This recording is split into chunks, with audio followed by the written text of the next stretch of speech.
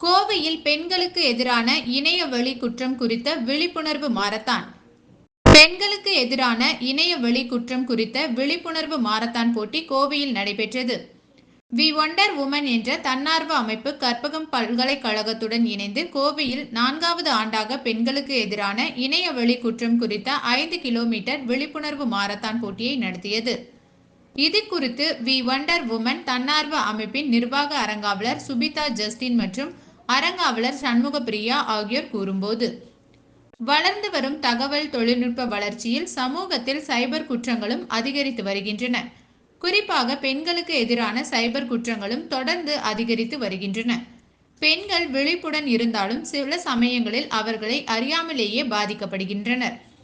தொழில்நுட்பம் பெண்களுக்கு எதிரான இணைய குற்றங்களை மிகவும் பொதுவானதாக ஆக்குகிறது.